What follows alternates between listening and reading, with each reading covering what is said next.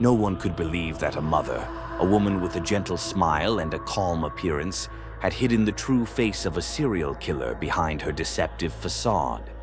With her own hands, silently and without chaos, she drained the life from her victims, her gaze emotionless, driven by a motive rooted in deep poverty, despair, and psychological darkness.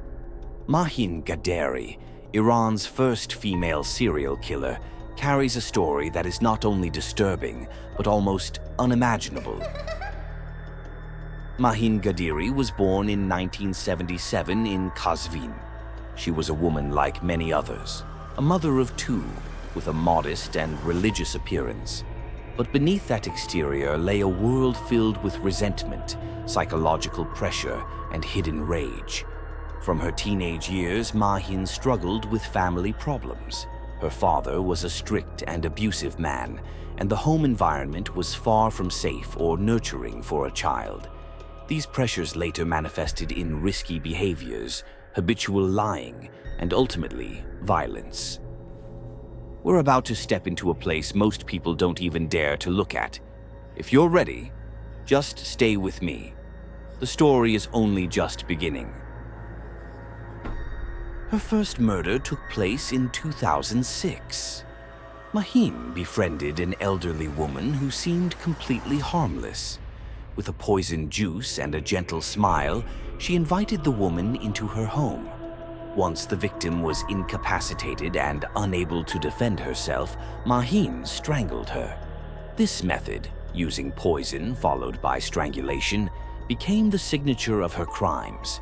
She left the body in a secluded area of the city and calmly returned home. The second murder happened just a few months later.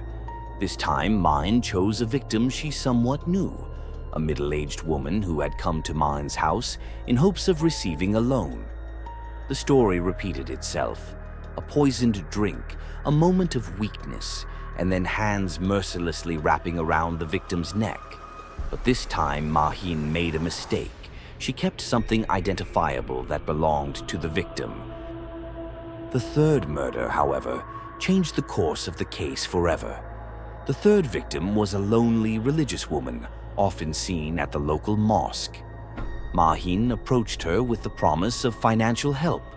When the woman's body was discovered, the police for the first time noticed striking similarities in the method of killing, silent with no signs of struggle, and executed in the same familiar way. These similarities led to the formation of a special task force to investigate further.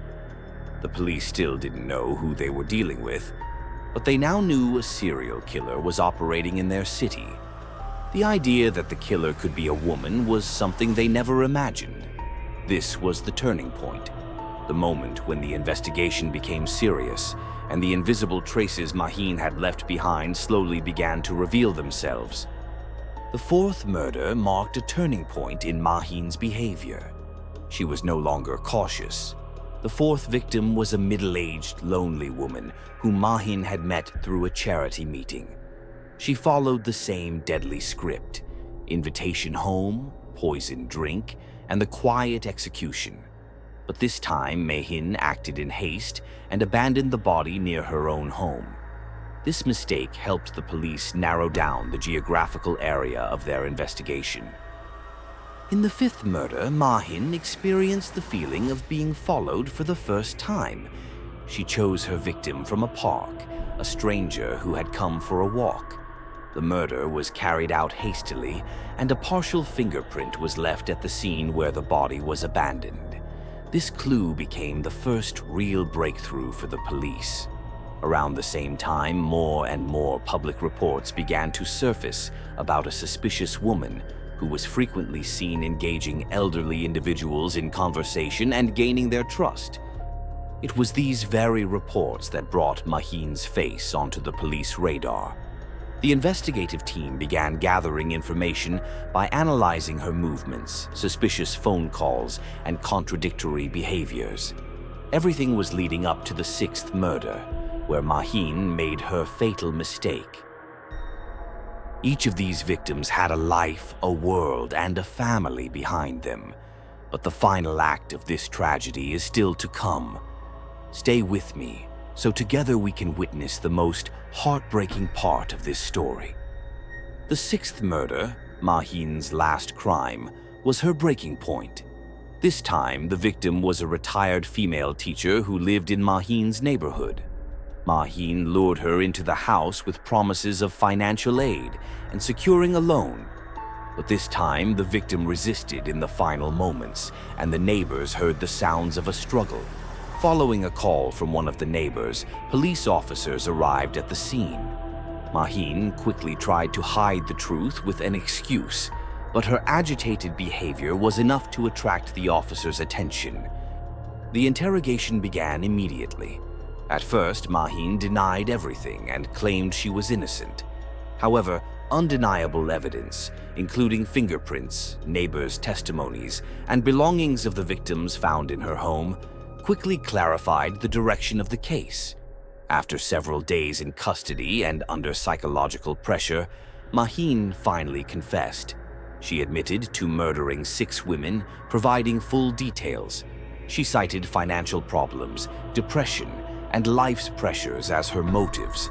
But the psychologists involved in the case offered far deeper analyses.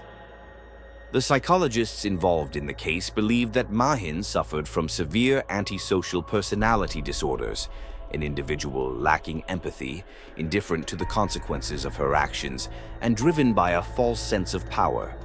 She viewed murder not only as a solution to her financial problems, but also as a tool to assert control and dominance over others. Mahin's complex personality and calm demeanor had misled many.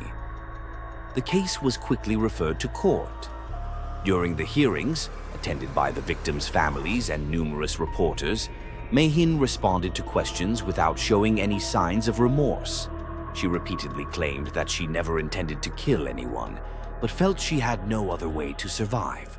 The prosecutor, however, emphasized that Mahin had carefully planned her actions, deliberately selecting and murdering her victims. After several court sessions, the verdict was announced: public execution. The sentence was carried out at Chubindar prison in Qazvin, where on December 20th, 2010, Mahin faced the noose in front of dozens of journalists and hundreds of citizens. A heavy silence fell over the crowd at the moment of execution. Some wept, others were filled with anger, and some still couldn't believe that a woman, a mother, had taken such a dark path in life. If you found this gripping story interesting, make sure to like the video and hit the bell icon so you won't miss more true stories like this.